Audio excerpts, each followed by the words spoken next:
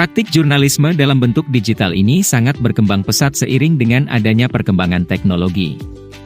Muncul berbagai media yang menyediakan berita dalam bentuk daring atau online.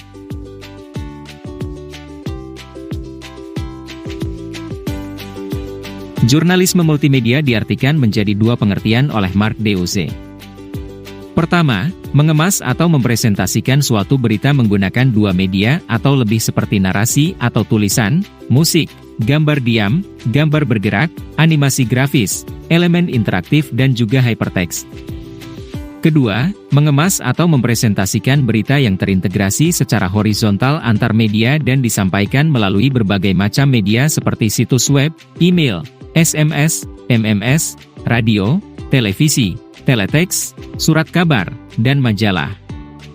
Multimedia juga dipahami oleh Chapman sebagai kombinasi dari dua media atau lebih yang diwujudkan dalam bentuk digital yang terintegrasi, tersajikan, dan termanipulasi oleh program komputer.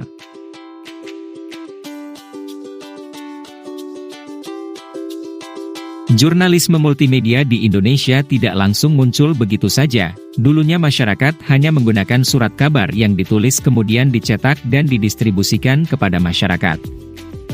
Seiring dengan berkembangnya zaman yang semakin modern, praktik jurnalisme juga semakin berkembang dengan menggunakan media online sebagai sarana distribusinya. Terjadinya pergeseran media cetak ke media digital di Indonesia ini dimulai pada tahun 1990-an, di mana media massa Indonesia memasuki era digitalisasi. Pada tahun 1994, internet mulai hadir di tengah masyarakat Indonesia. Perusahaan yang menyediakan internet pada saat ini adalah PT Indo Internet. Hal tersebut tentu berdampak pula pada bidang jurnalisme. Kini jurnalisme bertransformasi menjadi berita-berita yang pendek, mengutamakan kecepatan, namun isinya cenderung lebih dangkal. Seiring berkembangannya zaman, bentuk dari jurnalisme ini juga semakin berkembang. Jurnalisme saat ini lebih bervariasi elemennya, seperti menggabungkan elemen animasi, infografis, gambar, video dan lain sebagainya. Menurut Hildan Sen, ada dua media tahun 1996 yang menjadi pelopor dalam munculnya jurnalisme online di Indonesia yaitu Detik dan Tempo.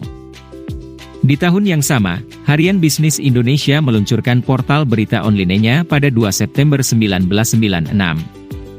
Kompas juga mulai meluncurkan portal berita online-nya melalui situs yang digarap dengan serius sejak 22 Agustus 1997.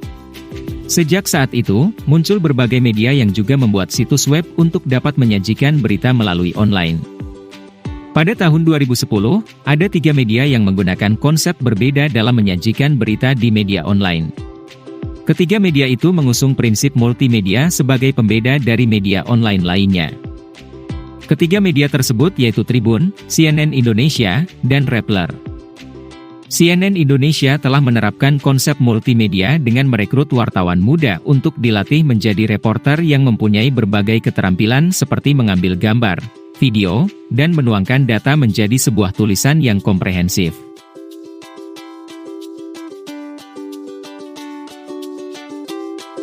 Tidak sampai di situ saja, perkembangan jurnalisme di Indonesia kini sampai pada jurnalisme multimedia longform. Multimedia longform didefinisikan secara sederhana menjadi praktik jurnalisme yang dalam penulisannya menggabungkan makna yang mendalam dengan menggunakan bahasa yang lebih cair dan dinamis.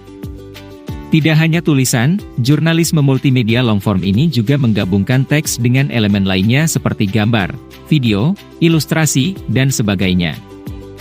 Tren multimedia longform mulai dikenal di Indonesia saat hadirnya majalah Pantau yang sekaligus menjadi pelopor adanya tren ini. Tantangan dari multimedia longform ini adalah minat pembacanya.